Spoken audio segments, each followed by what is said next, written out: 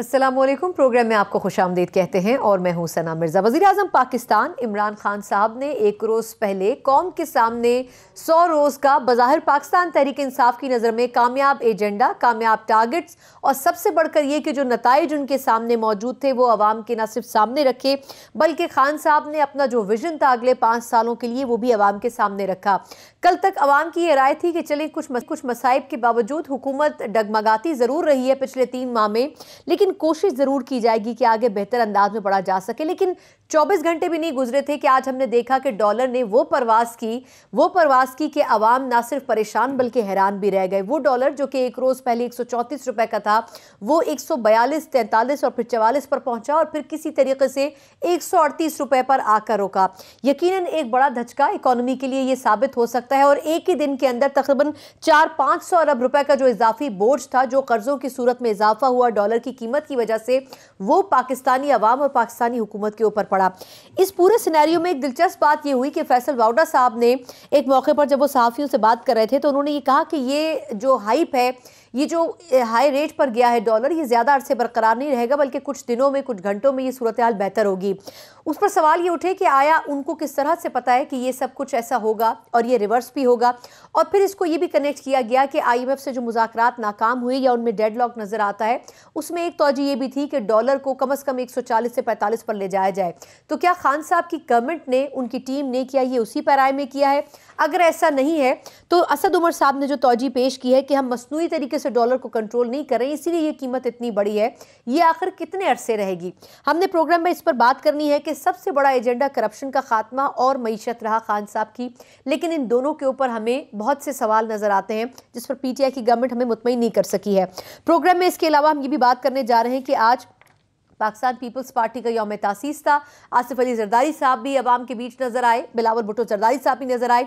खुलकर आज बिलावल भुट्टो साहब ने बात की न सिर्फ पाकिस्तान तहरीक इंसाफ के तर्ज हुकूमत पर बल्कि उन्होंने तनकीद भी की खान साहब अभी तक जिस तरीके से 100 रोज़ा एजेंडा अपना चला पाए हैं। आज हमने प्रोग्राम में इस पर भी बात करनी है और प्रोग्राम के आखिर में हम जिक्र करने जा रहे हैं इस्लामाबाद एयरपोर्ट पर जो कुछ रोज़ पहले एक वाकया पेश आया था। एक सूबाई वजीर थे जिन्होंने वहाँ पर मौके के साथ बदतमीजी की थी, उनको तलब किया गया था। ऐसी बहुत सी मिसालें पिछले 100 दिन के दौरान हम देख चुके हैं जिसमें पाकिस्तान तहरीक इंसाफ के इत्तेहादी या फिर खुद उनके रहनुमा हमें अपनी रेड लाइन क्रॉस करते हुए नजर आते हैं, चाहे वो DPO पाकपतन का मामला हो, IG पंजाब का मामला हो या IG इस्लामाबाद का मामला हो। इन तमाम इशूज़ पर किस हद तक संजीदा है पाकिस्तान तहरीक इंसाफ की हुकूमत, इस पर हमने बात करनी है। जो मौजूद पैनलिस्ट मेरे साथ मौजूद हैं तारुफ करवाना चाहूँगी। मेरे साथ स्टूडियोज़ में मौजूद हैं बहुत ही मोअज़्ज़ज़ ताहिरा औरंगज़ेब साहिबा, मुस्लिम लीग नून की सीनियर रहनुमा भी हैं। बहुत शुक्रिया आपका वक्त देने के लिए। इनके साथ तशरीफ़ रखते हैं सीनियर सहाफ़ी अजीम चौधरी साहब, सीनियर तजियाकार हैं। सर बहुत शुक्रिया आपका वक्त देने के लिए। मेरे साथ वीडियो लिंक पर मौजूद हैं पाकिस्तान तहरीक इंसाफ के सीनियर रहनुमा मोहम्मद इब्राहिम खान साहब और इसके अलावा सीनियर तजियाकार और एंकर पर्सन इमरान खान साहब हमारे साथ मौजूद हैं। चारों मेहमानों का बहुत शुक्रिया। मैं इब्राहिम साहब, सर आपसे आगाज करना चाहूंगी, आप PTI को रिप्रेजेंट कर रहे हैं। सर ये जो डॉलर आज 142-44 पर पहुंचा, फिर उसके बाद 138 पर किसी तरह आके इसकी सांस ठहरी और कुछ लोगों को तसल्ली हुई कि इसने 144 क्रॉस नहीं किया, लेकिन ये तो कुछ माह पहले बताया गया था मईशत दानों की तरफ से कि ये 145 पर लेकर जाएंगे अगर IMF के पास जाना पड़ता है। सर क्या ये उसी पैराए में इजाफा हुआ है या आप किसकी कोई और तौजी पेश करेंगे? देखिए, मैं समझता हूँ कि इसमें ये डॉलर का ऊपर नीचे जाना basically is directly related to your imports और एक्सपोर्ट का जो एक हमारा तवाज़ुन बिगड़ा हुआ है जी बहुत काफ़ी अरसे से बैलेंस ऑफ पेमेंट के हवाले से, उस चीज़ को सामने रख के और बाकी जो हमारे मामला गवर्नमेंट के जो पिछला डेट हमारा 30,000 बिलियन का जो रुपीस का जो है, ये उसके इफ़ेक्ट्स आ रहे हैं। खान साहब ने अपनी तकरीर के एंड में भी कहा था कि अभी कुछ कड़े इम्तहान आगे और भी आने हैं और ये उनमें से एक है, लेकिन हम इसको संभाल जाएंगे। लेकिन वजह क्या है कि इस वक्त जो हमारे साथ जो पोजीशन है कि इकोनॉमी को स्टेबल करने के लिए, क्योंकि इन्होंने टोटली इकोनॉमिकली मुल्क को डिस्टेबलाइज कर दिया था जी, तो ये उसके इफेक्ट्स आ रहे हैं, लेकिन हम इन पे आहिस्ता आहिस्ता काबू पाते जाएंगे। ये कोई ज़रूर इससे कोई कोरिलेट नहीं कर सकते हम इसको कि ये पर्टिकुलरली जो है IMF की किसी शर्त को मान के और इसको ऊपर किया गया है, ऐसा कोई सच कोई इशू नहीं है। ये मार्केट की डिमांड एंड सप्लाई का भी इसमें इशू आ जाता है और भी काफ़ी सारे फैक्टर्स हैं जो इसमें कंट्रीब्यूट करते हैं, लेकिन we will be able to इंशाल्लाह with the passage of time, ये आप देखेंगे ये सब चीज़ें वापस नीचे आना शुरू हो जाएंगी और बेहतरी की तरफ मामला चले जाएंगे।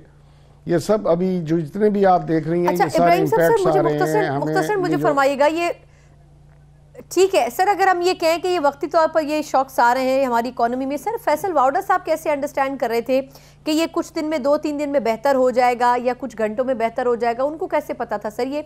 और फिर हमने देखा कि जब उन्होंने गुफ्तगू की कुछ घंटों के अंदर हमने देखा कि ये वापस रिवर्स केयर हुआ और 144 से ये 138 पर आकर रुक गया। एग्जैक्टली उसमें ऐसा है जी कि गवर्नमेंट के पास ऐसे इंफॉर्मेशंस होती हैं या ऐसे टूल्स हमारे पास गवर्नमेंट के पास मौजूद होते हैं जिनको के सामने रख के आप जो है डॉलर की जो एकदम जो डिमांड बढ़ती है उसको कंपनसेट करने के लिए स्टेट बैंक की तरफ से या दूसरे मामला को सीधा करने के लिए गवर्नमेंट को जो है वो डॉलर को मार्केट में फ्लड करना पड़ता है ताकि वो वापस अपनी जगह पे आ जाए। तो ये डिफरेंट मैकेनिज्म्स हैं जिनको के इस्तेमाल करके कि डॉलर की वो स्टेबिलिटी को बरकरार रखने के लिए या उसको एक्चुअल सतह पे लाने के लिए इकदाम करने होते हैं। तो उसी को सामने रख के फैसल वाडा साहब ने ये कह दिया होगा जी, और उसमें कोई शक वाली बात नहीं है। गवर्नमेंट इसमें पार्ट तो प्ले करती है टू सर्टेन एक्सटेंड के किस तरह उसको स्टेबलाइज किया जाए जी।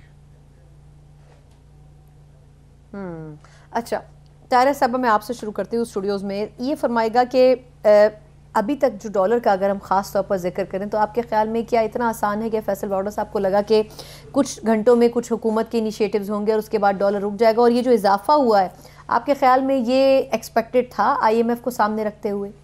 बिस्मिल्लाहिर्रहमानिर्रहीम, मैं तो ये कहूँगी कि IMF से हमारी बात हो चुकी है। ये डॉलर में जो इजाफा हुआ है यकदम इतना, इससे 760 अरब रुपए में का कर्जा बढ़ा है, कर्जा जो है उनकी कर्जा जो है वो बढ़ा है। और पाकिस्तान की तारीख में कभी भी रुपए की कदर में इतनी कमी नहीं वाक़या हुई थी जैसे इन 2 दिनों में हुई। और ये चीज़ साबित करती है कि हमने IMF से कर्जे की डील कर ली है, क्योंकि हम भी हुकूमतों में रहे हैं, हमने कभी ये दावा नहीं किया था कि हम IMF से कर्जा नहीं लेंगे या हम IMF के पास नहीं जाएंगे।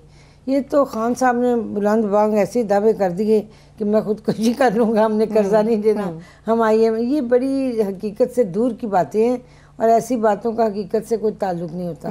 मुल्क को चलाना एक बड़ी प्लानिंग होती है। और मैं समझती थी कि जो 5 साल ये अपोजिशन में थे तो असद उमर साहब बहुत एक्सपर्ट समझे जाते हैं इकोनॉमिक्स के, तो ये अपनी स्ट्रेटजी सारी बना रहे हैं। और जैसे ही गवर्नमेंट इनकी आई है तो इन्होंने कहा जी 100 दिन का प्लान, और अपोजिशन ने इन्हें 100 दिन का पाबंद भी नहीं किया था। किसी भी पॉलिटिकल पार्टी ने ये नहीं कहा था गवर्नमेंट को कि आप 100 दिन के अंदर अपनी इस्लाह करें या 100 दिन के अंदर कोई इकदाम उठाएं या 100 दिन के अंदर ये एजेंडा पूरा करें। इन्होंने तो खुद ही 100 दिन की पाबंदी लगाई और फिर ये अखबार में जो इश्तिहार आया उसके बाद तो कोई बात की गुंजाइश नहीं रहती। ये जिसमें लिखा है हम बहुत मसरूफ़ थे, लिखना चाहिए था, हम नाअहल थे। तो असद उमर साहब ने ये बातें भी ऐसे ही कर दी। हकीकत ये है कि पाकिस्तान की गवर्नमेंट जो है IMF से लोन ले चुकी है। ये कितना है और आपके ख्याल में उसे छुपाया जा रहा है? नहीं, वो इसलिए कि डॉलर ऐसे बढ़ नहीं सकता इतना। ये IMF इस किस्म की शराइत हमारी गवर्नमेंट को भी लगाती थी। पीपल्स पार्टी ने भी जब IMF के पास गए तो ये इस किस्म की बातें होती थी। और ये हकीकत है कि IMF हमेशा अपनी शराइत पर ही लोन, लेकिन कुछ अर्से पहले भी हमने यही कहा था कि शायद IMF का लोन अवेल कर लिया है। जब आपको याद है बिजली के निर्ख बढ़े थे, गैस लोन के निर्ख अवेल बढ़े नहीं थे। किया। जो लोन इन्होंने लेना ना उस पर जो शराइत IMF की थी ये उसी का ही साक्षाना है कि डॉलर की कीमत बढ़ी है। ठीक है, बिल्कुल ठीक है। अजीम चौधरी साहब, सर आपके ख्याल में IMF, आपको याद होगा 1 माह पहले भी हमने देखा, फिर उसके बाद बिजली के रेट बढ़े, पेट्रोल के बढ़े, सब चीज़ों के बढ़े, लेकिन IMF से डील फिर भी नहीं हुई। अब दोबारा लोग यही कह रहे हैं कि ये जो बढ़ा है इसका मतलब IMF से डील हुई है। पाकिस्तान की मॉनेटरी पॉलिसी स्टेट बैंक बनाता है, हुकूमत नहीं बनाती। आज सुबह जब बैंक खुले स्टेट बैंक ने रेट देना होता है, स्टेट बैंक ने रेट दिया कि इस रेट पर डॉलर ट्रेड बिकना चाहिए। इसमें हुकूमत का कोई अमल दखल नहीं है। तारिक बाजवा साहब को इस हुकूमत ने नहीं लगाया। सर स्टेट बैंक ने फिर ऐसा क्यों किया होगा आपके ख्याल में? देखिए, आज जो हमारे फाइनेंस मिनिस्टर ने प्रेस कॉन्फ्रेंस भी की, मैं उसको समझ सकता हूँ वो क्या थी।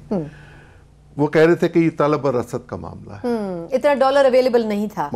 जब अवेलेबल नहीं होगा और उसकी डिमांड ज्यादा तो फिर वो प्राइस अप होगा। सिर्फ ये इंपोर्टर और एक्सपोर्टर का मामला नहीं है। पाकिस्तान में वो लोग जिनके पास नकद पैसा है वो डॉलर लेके रख लेते हैं, और डॉलर का पूरा एक कारोबार है पाकिस्तान में, सर माफिया है जी पूरा, आप इसको कह लें माफिया कह लें। वो डॉलर इकट्ठा करके रख लेते हैं और जब डॉलर महंगा होता है तो मार्केट में फिर उसको फ्लड करते हैं और फिर डॉलर नीचे आता है। आज जो हुआ, मैं ये समझ सकता हूँ कि ये बुनियादी तौर पर जो हमारी एक्सपोर्ट्स का मामला है कि वो बढ़ नहीं रही, उनको बढ़ाने के लिए एक कदम है। और जब तक हमारी एक्सपोर्ट्स नहीं बढ़ेंगी, हमारे पास ओरिजिनल डॉलर नहीं होगा, हम इधर उधर से मांग तांग के इकट्ठा करेंगे और हमारा अपना नहीं होगा। करेंसी तो ये अमेरिका की है, लेकिन दुनिया भर की ट्रेड इसके ज़रिए होती है।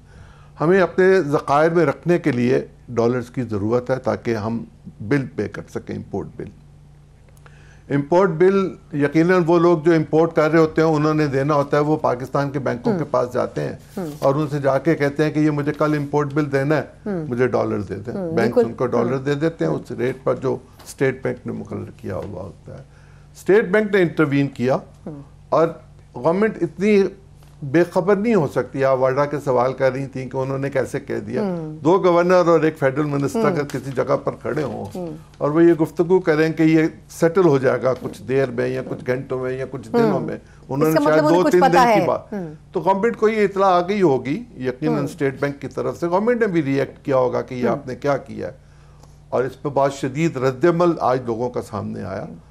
तो स्टेट बैंक ने जो रिव्यू किया उसके बाद वो 138 पर आ गया। मुमकिन है ये वापस जाए आहिस्ता आहिस्ता, लेकिन ये जो जंप थी 8 रुपए की, ये एक बड़ी जंप थी। सर इससे पहले भी 10 रुपए की जंप आ चुकी है, 124 से जब 134 डॉलर जब भी हमने रुपए को डिवैल्यू किया, हमने इसी तरह किया। 10 रुपए, 12 रुपए, 8 रुपए, 7 रुपए, इसी तरह हमने उसको ये नहीं हुआ कि हमने रुपया जो है वो पैसों में डिवैल्यू किया। नहीं, जब पहली दफा हुआ था तब तो 35% हुआ था। मुझे याद है भट्टो साहब का दौर था, 35% हुआ था। और उसके बाद अब जितना कर्जा हम पर आ चुका हुआ है, उस कर्ज को लौटाने के लिए भी हमें यही करेंसी चाहिए। इसकी डिमांड ज़्यादा है, सप्लाई हमारे पास है नहीं। उसको बैलेंस करने के लिए, जैसे आप ये समझ लें, वो उन्होंने मिसाल दी कि लोग जो है वो फल ज़्यादा खरीदते हैं जिस वक्त रमज़ान आ जाता है, कि हर शख्स चाहता है मैं चाट खाऊं और फल महंगा हो जाता है। बिल्कुल ठीक मिसाल है। इकोनॉमिक्स में इसी तरह मिसाल दी जाती है। रोज़मर्रा की ज़रूरियात ही इकोनॉमिक्स की मिसाल होती हैं, और तलब रसद जो है वो तो इकोनॉमिक्स की बुनियाद है। अगर हम अपनी इकोनॉमी को ठीक करना चाहते हैं तो हमें अपनी तलब और रसद को ठीक करना पड़ेगा। ये है इस तरह का। बिल्कुल ठीक। अच्छा, इमरान खान साहब हमारे साथ मौजूद हैं। इमरान, अगर आप मुझे सुन सकते हैं, ये फरमाइएगा कि ये जो खान साहब ने एक रोज़ पहले 100 रोज़ा अपना सक्सेस स्टोरी रखी थी आवाम के सामने, उसमें उन्होंने बजाय सिर्फ अच्छी बातें बताई थी, कहा था कि कुछ हुकअप्स आएंगे, लेकिन ये जो आज जो कुछ हुआ, आपके ख्याल में ये भी एक मामूली हुकअप है और इसको एडजस्ट और डाइजेस्ट कर लें आवाम, या आपको लगता है कि ये सोच समझ के किया गया आज डॉलर के साथ? देखिए, खान साहब का कल जब वो अपनी तकरीर का इख्तिताम कर रहे थे तो उन्होंने कहा कि अभी इसके इम्तिहान और भी हैं, तो यानी अभी सख्तियाँ ख़त्म नहीं हुई हैं। अब खान साहब एक दूसरा सिस्टम लेकर आना चाह रहे हैं पाकिस्तान में, जो ज़्यादा कम्प्लेक्स तो नहीं है, लेकिन इस सिस्टम का बिल्कुल ये मुतज़ाद है उस सिस्टम के जो पहले चल रहा था। इनका रेवेन्यू मॉडल भी अलग है, इनका इकोनॉमी मॉडल भी अलग है। ये चाहते हैं कि जो है वो पैदावार को बढ़ाया जाए, मामला को दूसरे तरीके से हैंडल किया जाए, जैसे PMLN कर दी। वो बड़ा वास्ट है, अगर आपके पास वक्त हो तो वो सारी चीजें कही जा सकती हैं, लेकिन कोई टॉक शो में वक्त कम होता है तो हम उस सारी डिटेल में नहीं जा सकते। लेकिन ये बड़ा वाज़ेह है और इकोनॉमिस्ट इस बात को मानते हैं कि जो इमरान खान साहब का इकोनॉमी का मॉडल है जो वो पेश कर रहे हैं, PMLN से भी डिफरेंट था, पीपल्स पार्टी से भी डिफरेंट था। ये चाहते हैं कि कर्जे खत्म हो जाए, और ये चाहते हैं मजीद कर्जे ना लिए जाएं। फिर ये चाहते हैं कि ट्रांसपेरेंसी हो, ये चाहते हैं कि करप्शन के खिलाफ बड़ी बड़ी कार्रवाइयां हो। ये जिस तरह की चीजें ये कह रहे हैं, और इनका जो इमरान खान साहब का मॉडल है वो लाइफ स्टॉक का है, एग्रीकल्चर का है, उसमें इंडस्ट्री के ऊपर अभी इन्होंने कोई पॉलिसी फिलहाल नहीं दी है, मादनियात के ऊपर इनको भी बात करनी है। बहुत सारी चीजें ऐसी हैं जिसके ऊपर अभी हुकूमत को बहुत सारी पॉलिसीज देनी है, लेकिन जितना मुझे समझ आया है इनका इकोनॉमिक मॉडल डिफरेंट है। और जो पुराना मॉडल था पाकिस्तान में इकोनॉमी का, वो एक अलग तरह का था। इन्वेस्टर कंफ्यूज है। पाकिस्तान में जो सरमायादार है, चाहे वो बाहर से आ रहा है या पाकिस्तान के अंदर है, वो कंफ्यूज है। और जो आपकी ब्यूरोक्रेसी है वो गो स्लो की पॉलिसी पे चल रही है। वो इसलिए चल रही है कि उनको खौफ है कि अगर वो काम करते हैं तो वो पकड़े जाते हैं। यानी बहुत सारी जगहों के ऊपर इदारे मुतहर्रिक हो गए। अब ऑफिसर्स काम करते हुए भी डरने लगे। ये चीज भी हमें जहन में रखनी पड़ेगी। तो जो ओवरऑल पाकिस्तान की मईशत का पहिया है वो वैसे ही स्लो चल रहा है। ब्यूरोक्रेसी भी कोऑपरेट नहीं कर रही जहां पे इन्वेस्टर काम करना चाह रहा है। इन्वेस्टर खुद भी कंफ्यूज है। इस कंफ्यूजन से निकलने के लिए एक वाज़े पॉलिसी उसको चाहिए कि हुकूमत हर चीज के ऊपर वाज़े पॉलिसी का ऐलान करे। जब वो उसको ऐलान करे तो फिर उसके ऊपर सपोर्ट भी दे। और ना सिर्फ वो सपोर्ट दे, इस किस्म की सपोर्ट होनी चाहिए कि ना सिर्फ जो आपका इन्वेस्टर है उसको इत्मीनान हो जाए, बल्कि आपका ब्यूरोक्रेट भी उसको पहिए को चलाने में मदद करे, ना कि उसमें रुकावट डाले। आप किसी भी महकमे में चले जाएं, अभी चले जाएं, आप कराची के किसी महकमे में चले जाएं, आप लाहौर के किसी इदारे में चले जाएं, आप किसी भी जगह पे जाएं, आप सरकारी ऑफिसर में काम करवाने अगर जा रहे हैं, वहां बैठे हुए लोगों से आप बात कीजिए।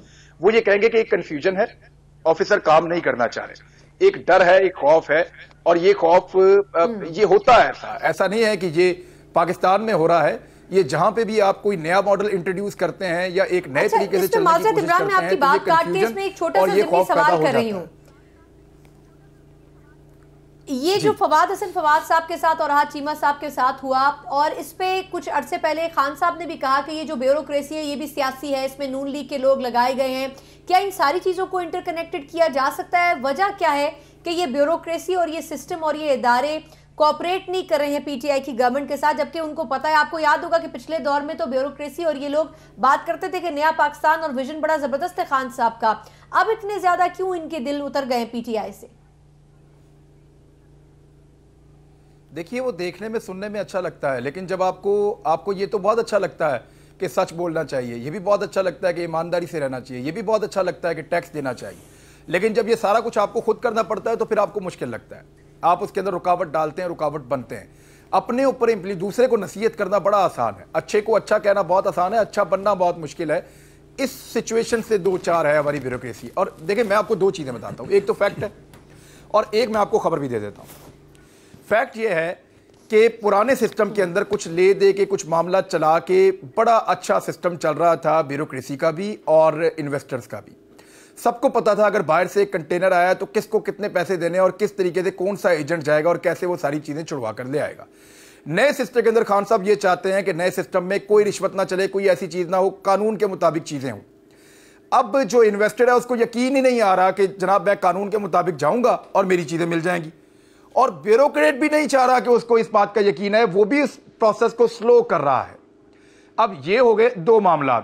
दूसरा, वो पुराने तरीके से भी नहीं चलना चाह रहा, वो सोच रहा है कि मैंने अब रिश्वत दी तो पकड़े जाएंगे तो हमारा सारा मामला यहां पर भी हम फंस जाएंगे, नैब भी पकड़ जाएंगे। तो इस कंफ्यूजन में इन्वेस्टमेंट रुकी हुई है। दूसरा, मैं आपको ब्यूरोक्रेसी में एक चीज बताऊं कि शहबाज शरीफ साहब की गिरफ्तारी के पीछे एक बहुत बड़ा रीजन यह है कि पंजाब की ब्यूरोक्रेसी उस्मान बुज़दार को नहीं, शहबाज शरीफ को वजीर आला पंजाब समझ रही थी। ये मैं आपको बिल्कुल, क्योंकि 10 साल वो उनके साथ काम करते रहे हैं और ये सारे वो लोग हैं जो शहबाज शरीफ साहब के हाथों में काम करते रहे हैं। तो शहबाज शरीफ साहब की जानिब से जो भी अहकामात या जो भी चीज उनके पास जाती थी तो उनको फील ऐसे ही आती थी जैसे वजीर आला पंजाब बात कर रहे हैं। तो शहबाज शरीफ साहब की गिरफ्तारी के बाद कुछ आप देखेंगे कि मामला कंट्रोल हुए, ब्यूरोक्रेसी कंट्रोल हुई है, थोड़ा बहुत उनका सर्कल चलना शुरू हुआ पाकिस्तान तहरीक इंसाफ का। अब तहरीक इंसाफ भी ज्यादती करना शुरू हो गई। कल जो डीपीओ को और डीसी को हटाया गया है सियालकोट के, मैंने इस सारे मामले को इन्वेस्टिगेट किया है। परसों ये इंसिडेंट हुआ है, वजीर आला पंजाब जब वहां पे गए थे, वजीर आजम भी गए थे सियालकोट, तो ये सख्त ज्यादती की गई है डीपीओ के साथ भी और डीसी के साथ भी। सिर्फ इसलिए हटाया गया है कि वो इनको प्रोटोकॉल वो वाला नहीं मिल रहा था जिस तरह का प्रोटोकॉल शहबाज शरीफ साहब लिया करते थे। तो सिर्फ प्रोटोकॉल की वजह से हटाया गया है। और जो वहां पे हुआ है वो पूरी स्टोरी मेरे पास है, वो किस तरह से डील करना चाह रहे थे, मामला कैसे हुआ, वो एक लंबी स्टोरी है। लेकिन मैं आपको बता रहा हूं जिम्मेदारी के साथ कि सियालकोट में डीसी के साथ और डीपीओ के साथ, दोनों के साथ पंजाब की आला क़यादत ने सख्त ज्यादती की है। अच्छा इमरान, ये जो आपने अभी स्टोरी जिसका जिक्र किया है, ये प्रोग्राम का जो हमारा आखिरी सेगमेंट है जिसमें हम जिक्र करेंगे सूबाई वजीर का वो जो तशद्दुद एयरपोर्ट का मामला था, और उसमें इससे पहले भी पिछले 3 माह के दौरान जो मल्टीपल ऐसे इंसिडेंट्स हुए, डीपीओ पाकपतन के, आईजी इस्लामाबाद, आईजी पंजाब के। मैं चाहूंगी कि उस सेगमेंट में हम जरा थोड़ा सा ये सियालकोट वाले वाक़े पे भी बात करें। एक मुख्तसर वक्फा, एक बात कह दूं, उसके बाद सर एक ब्रेक शुरू, उसके बाद मैं आप ही से शुरू करूंगी। एक मुख्तसर वक्फा, उसके बाद पाकिस्तान पीपल्स पार्टी के कायद बिलावल भुट्टो साहब ने आज क्या फरमाया, इस पर बात करेंगे। एक ब्रेक के बाद हमारे साथ रहिएगा।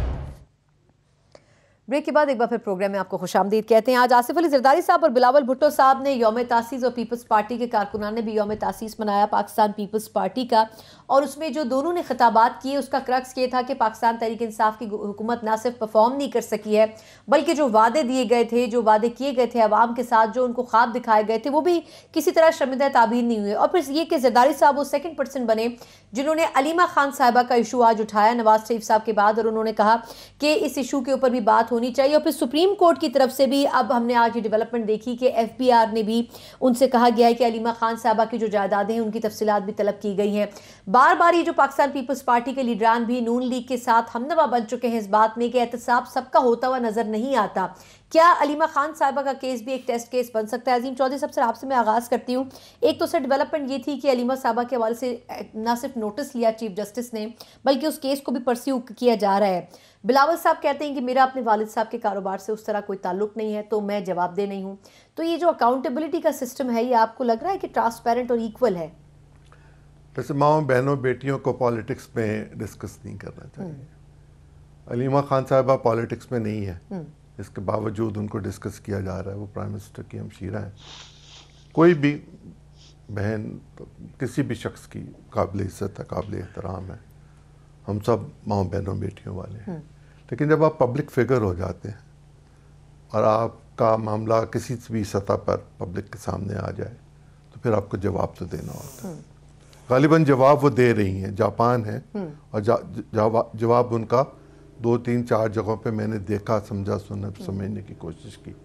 वो जिस फ्लैट का जिक्र है वो शायद वो कह रही हैं कि मैंने बेच दिया हुआ है, और अगर नहीं बेचा हुआ तो एक स्कीम थी गवर्नमेंट की जिसके तहत उन्होंने पेनल्टी दी, और एमनेस्टी स्कीम जो कि नून लीग के दौर में आई थी, जो भी थी, ये गवर्नमेंट की स्कीम थी, गवर्नमेंट ऑफ पाकिस्तान की। उन्होंने अगर उसको फुलफिल नहीं किया और कोई कंसीलमेंट है तो फिर उस कंसीलमेंट को देखेगी सुप्रीम कोर्ट, और जो फैसला करेगी वही फैसला होगा। जहाँ तक बिलावल साहब का ताल्लुक है, बोर्ड ऑफ डायरेक्टर इज्तिमाई तौर पर जिम्मेदार होता है किसी भी कारोबार का, किसी भी कंपनी में, और फैसलों में भी बड़ी हद तक उनकी कंसेंट होती है। बिल्कुल कंसेंट होती है। जब आप कारोबार में शरीक हैं, आप भले उसके साइलेंट पार्टनर हैं, लेकिन आप 18 साल से बड़े हैं, आप बोर्ड ऑफ डायरेक्टर का हिस्सा हैं, तो फिर आप उसके जवाबदेह हैं, जवाब तो देना होगा। इसके अलावा जो सूरत हाल है कि जरदारी साहब ने क्यों जिक्र किया, जरदारी साहब ने इसलिए जिक्र किया कि जरदारी साहब के बारे में ये कहा जा रहा है कि शायद कई 100 अरब रुपए जो हैं उनके मुल्क से बाहर भेजने के जिम्मेदारों में उनका शुमार होता है। और जो आज उनका सिलसिला था सारा, उसको मैंने पूरा तो नहीं देखा, लेकिन मैंने एक साहब की तकरीर सुनी जो पीपल्स पार्टी के नज़रियाती होने की बात कर रहे थे। वो 7-8 साल पहले मेरे पास एक दिन तशरीफ़ लाए थे, उस वक्त वज़ीर हुआ करते थे, और वो बड़े मुफक्कर हैं पीपल्स पार्टी के। तो वो मुझसे बात कर रहे थे, तो मैंने उनसे पूछा आपके पास बेसिक पेपर है पीपल्स पार्टी का, वाई न्यू पॉलिटिकल पार्टी, भट्टो साहब के दौर में लिखा हुआ। तो उन्होंने कहा मेरे पास नहीं है। तो मैंने उनसे कहा मैं तुम्हें फोटो स्टेट करवा देता हूँ। वो आज उसका जिक्र वो फरमा रहे थे। उनके तो अपने सेक्रेटेरिएट में नहीं था, उनके 2-3 मुफक्करीन वो आए हुए थे मेरे पास गुफ्तगू करने के लिए। उनके पास अपना पेपर नहीं था। जिन नज़रियात की बात वो कर रहे हैं वो सोशलिस्ट नज़रियात थे। आज सोशलिज्म का पाकिस्तान में कोई चर्चा नहीं है। जिस साम्राज्य की वो बात करते थे, वो साम्राज्य भी आज पाकिस्तान में कहीं मौजूद नहीं है। जिस दौलत की वो बात करते थे 22 खानदानों की, वो 22 खानदान भी आज पाकिस्तान में उस तरह नहीं है।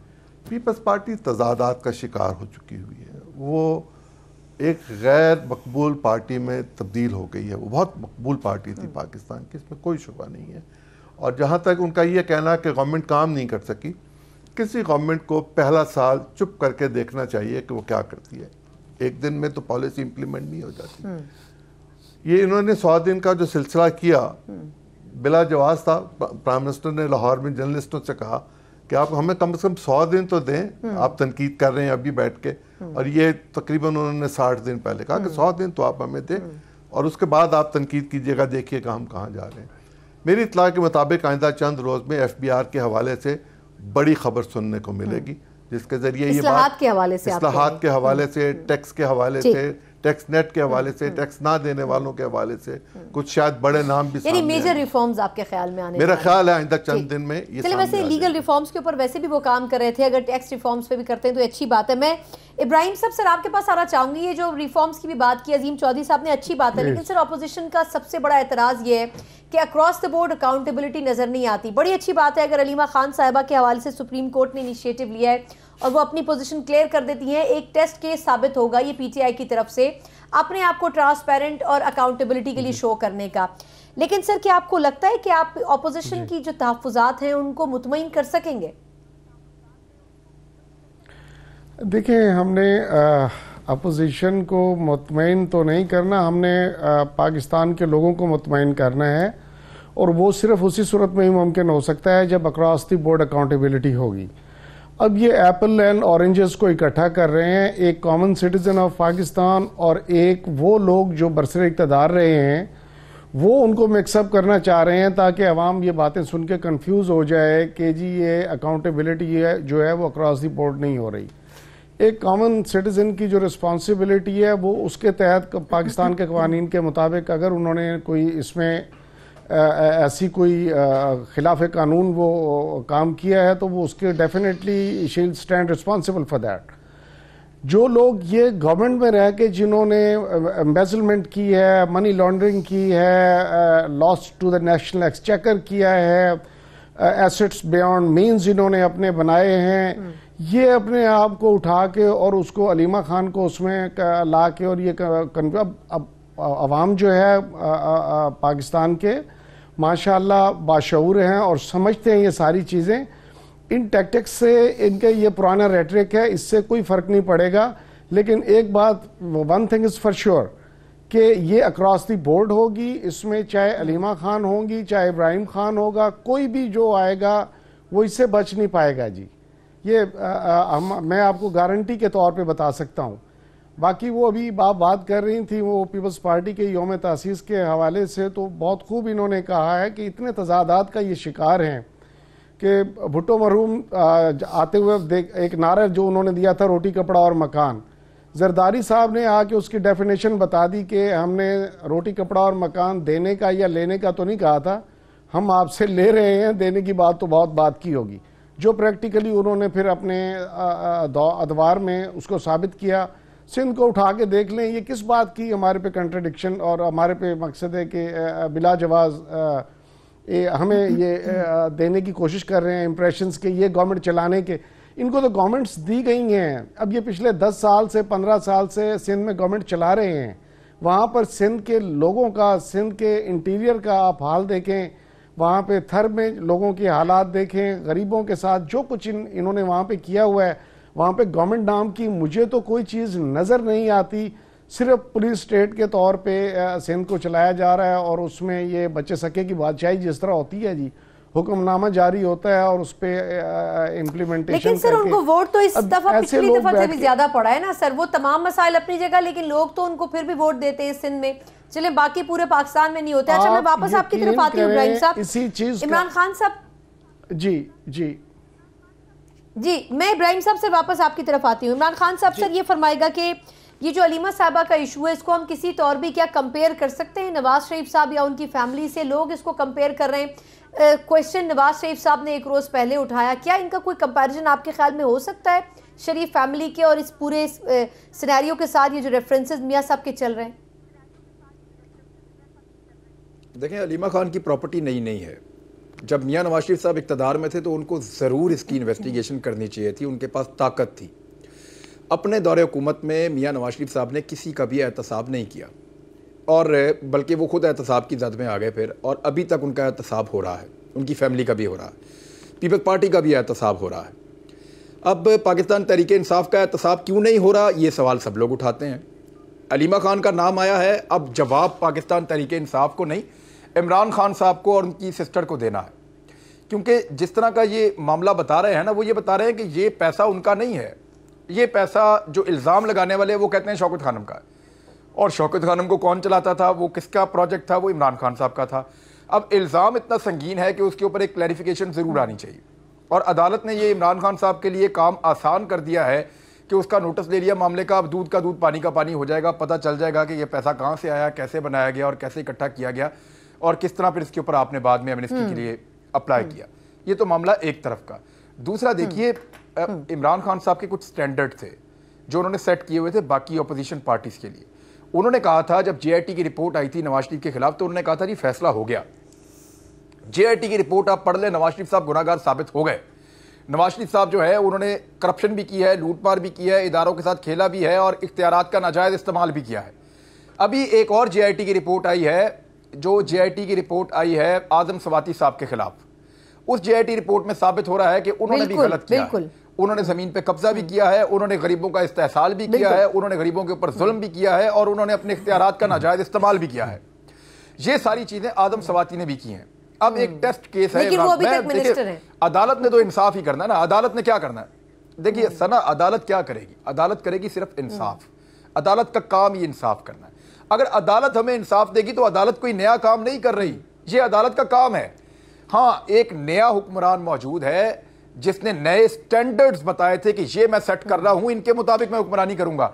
अगर वो अपने वजीर को फारिग करता है इस बुनियाद के ऊपर कि उसने 2 नंबरी की है, उसने कानून को हाथ में लिया है, इख्तियारात का नाजायज इस्तेमाल किया है और कब्जा भी किया है, कब्जा ग्रुप भी है, अगर ये चीजें वजीर आजम पाकिस्तान करते हैं, पाकिस्तान तहरीक इंसाफ करती है, तो हमें लगेगा कि जो स्टैंडर्ड्स इमरान खान साहब ने बताए थे कि एक हुक्मरान के होने चाहिए, इमरान खान साहब उन पे पूरा उतर रहे हैं। ये सवाल आपके दिमाग में आता है, ऑटोमेटिकली आता है, और ये सवाल पूछने में मीडिया या अपोजिशन वो हक बजानिब है, इसका जवाब इमरान खान साहब को देना पड़ेगा आजम सवाती के मामले में, क्योंकि ये बड़ा अब बिल्कुल ब्लैक एंड व्हाइट। अच्छा, अदालत के बाद इख्तियार है, अदालत उनको माफ कर दे। अच्छा, इसका जवाब अमलन देना पड़ेगा, वैसे सिर्फ जुबानी नहीं। प्राइम मिनिस्टर की तरफ लोग बिल्कुल ठीक कह रहे हैं आपके, आजम स्वाति साहब की देना पड़ेगा। बिल्कुल ठीक तारा साहब। वैसे इमरान साहब ने बड़ा आसान कर दिया आपका ये नैरेटिव भी बिल्डअप करना कि आजम स्वाति साहब की नो डाउट JIT ने उनको पूरा इसका कसूरवार ठहराया जो वाकया IG इस्लामाबाद का हुआ था, लेकिन हमने उनके खिलाफ कोई एक्शन होते हुए नहीं देखा। जबकि PTI के तमाम तकरीबन वुज़रा ने हमेशा ये कहा है कि अगर कहीं से कुछ साबित हो जाए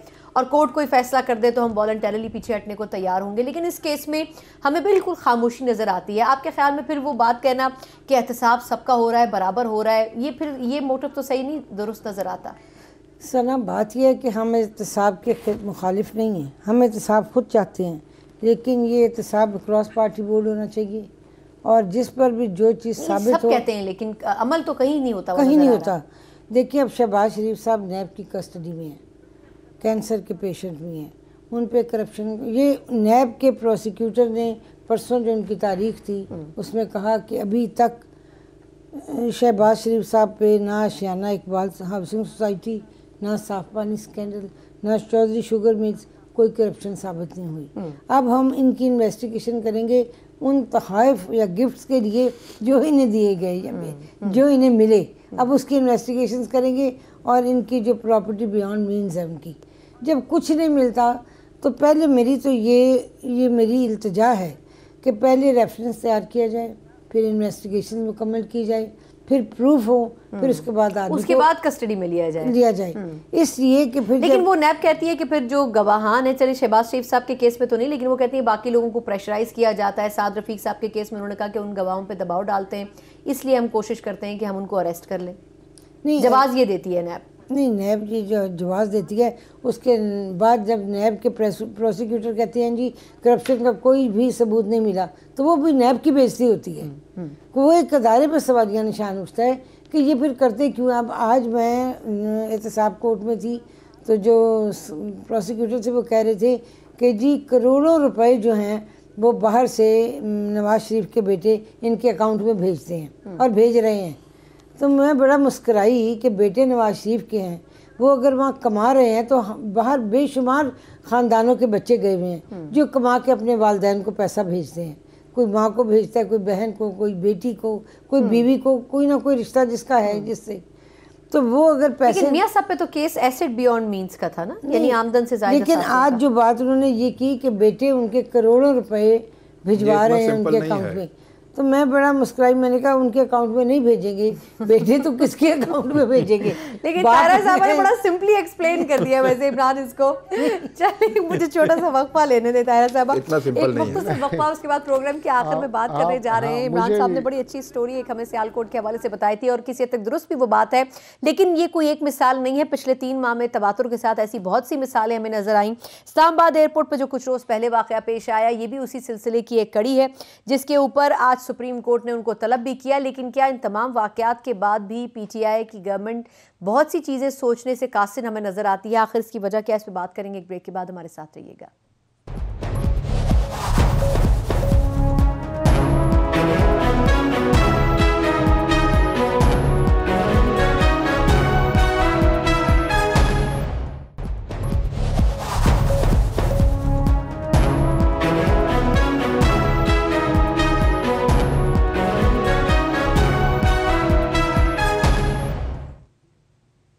ब्रेक के बाद एक बार फिर आपको प्रोग्राम में खुशामदीद कहते हैं। इस्लामाबाद एयरपोर्ट पर पीआईए के हमले के साथ बदतमीजी का जो वाकया पेश आया था, सूबाई वजीर थे गिलगित बल्तिस्तान के, और उन्होंने जिस तरीके से जो वीडियो में हमने मनाजिर देखे, बड़ी शर्म की बात थी। लेकिन आज जिस तरह चीफ जस्टिस ने उनको तलब किया और उन्होंने माफ़ी मांगी, ऐसी कई माफियां हम पिछले 3 माह में देख चुके हैं। मैं इब्राहिम साहब सर आपसे इसका आगाज़ करूंगी। सर ये फरमाएगा कि हमने देखा कि जब डीपीओ पाकपतन का वाकया हुआ, सीएम पंजाब ने आके माफ़ी मांगी, फिर आईजी इस्लामाबाद के तबादले का वाकया हुआ, आजम स्वाति साहब आए, उन्होंने कहा मेरा इस पूरे वाक़े में कोई किरदार नहीं था। फिर जीआईटी को भी कोर्ट किया, इमरान खान साहब ने जीआईटी में उसको जिम्मेदार ठहराया गया स्वाति साहब को, लेकिन उसके बावजूद भी कोई तब्दीली नहीं आई।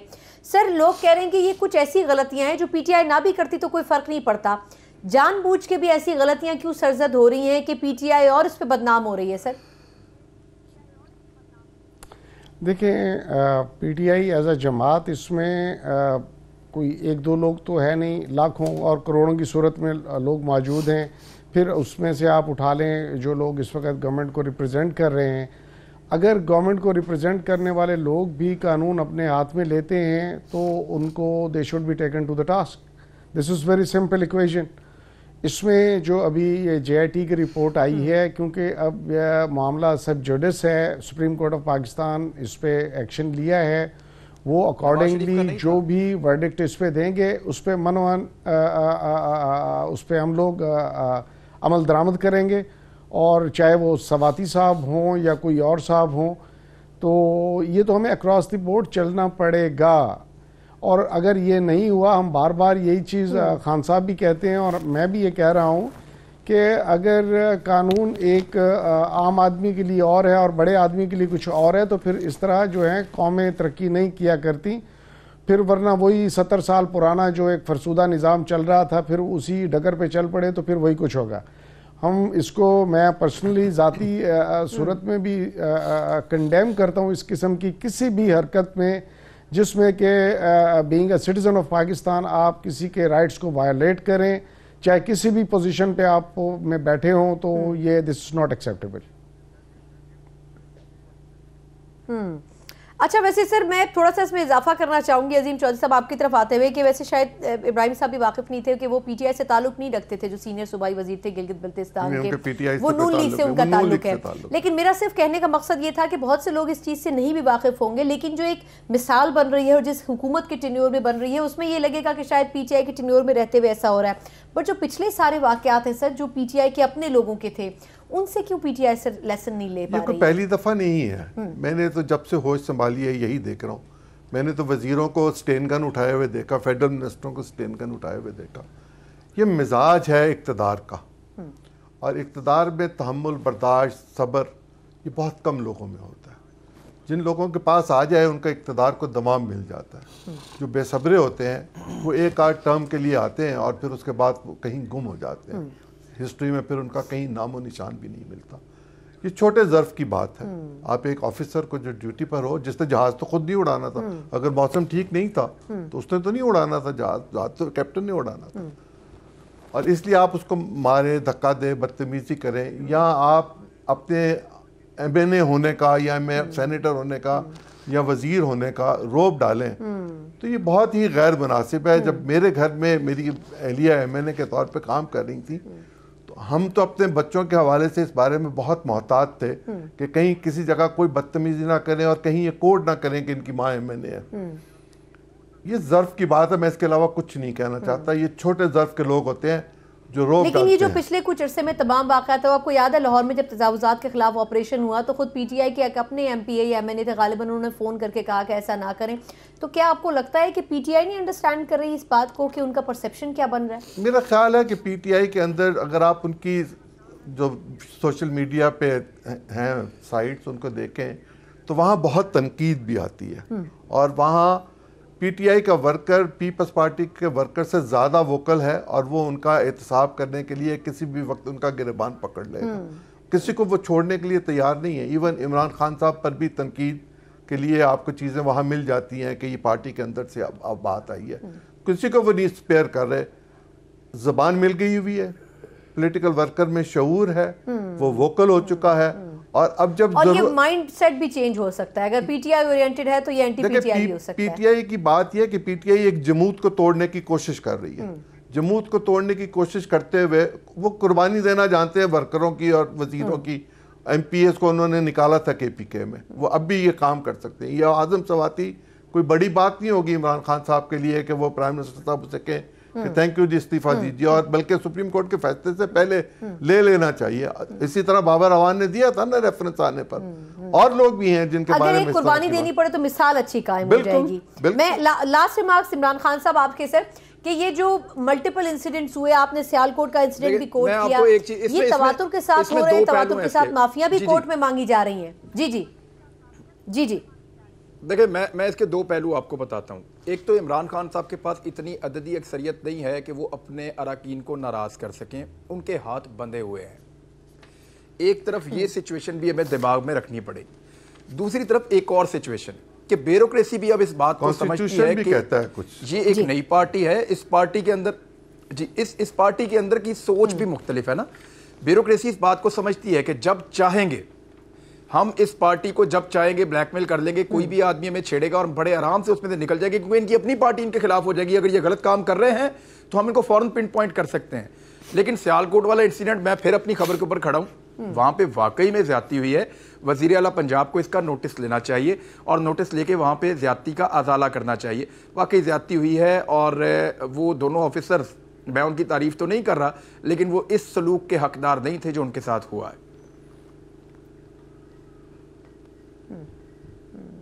यानी कि कम से कम PTI की गवर्नमेंट को थोड़ा सा सबक ले लेना चाहिए। तारिक साहब, अगर मैं आप पे कंक्लूड करूं, जैसे आज जो ये गिलगित बल्तिस्तान के मिनिस्टर का वाकया था, वैसे ये नून लीग से ताल्लुक़ रखते हैं, लेकिन अब ये भी अगर हम चले PTI के खाते में डाल दें कि बहुत सी मिसालें उनकी थी, एक अगर नून लीग के वजीर की भी आ गई, आपके ख्याल में ये अदम बर्दाश्त का जो रवैया है गवर्नमेंट ऑफिशल्स का, ये क्या होना चाहिए और ये नुकसानदेह नहीं होता हुकूमतों के लिए?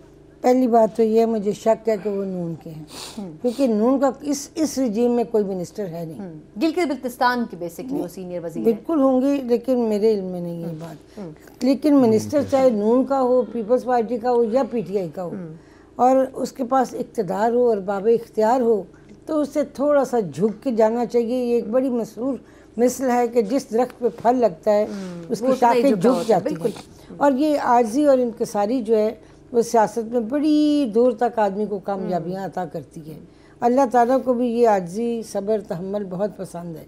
और जो लोग इस किस्म की हरकतें करते हैं, वो अब मीडिया इतना फास्ट हो गया है और अखबारात इतने पाकिस्तान के अंदर हैं कि वो इन चीज़ों को हमारे माशरे में, ख़ास तौर पे वो कमज़ोर तबका जो तादाद में बहुत ज़्यादा है, वो अच्छा नहीं समझते। वो कहते हैं देखिए जी, इनको अल्लाह ताला ने किसी काबिल बनाया है, तो ये उसको ज़रा आराम से तो अपने इख्तियारात को इस्तेमाल करें। ये क्या कि वाकई मेरे भाई वाली बात कि जहाज़ तो उन्होंने नहीं उड़ाना था, वो तो वेदर ठीक होगा तो पायलट उड़ाएगा।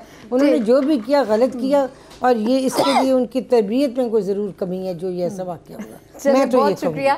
बहुत शुक्रिया चारों मेहमानों का। और जहां तक पाकिस्तान तहरीक इंसाफ की 100 रोज़ा हुकूमत है, बहुत से अच्छे काम किए हैं, कुछ गलतियां भी हुई हैं, लेकिन इन 100 रोज़ों में उन गलतियों से सबक ज़रूर सीखना चाहिए, क्योंकि अगले 5 साल यकीनन पाकिस्तान तहरीक इंसाफ को अगर अपना विजन एग्जीक्यूट करना है तो उसके लिए बहुत सी चीज़ों के साथ सब्र और तहम्मुल भी चाहिए होगा। प्रोग्राम का वक्त ख़त्म होता है, मुझे इजाज़त दीजिए, अल्लाह हाफ़िज़।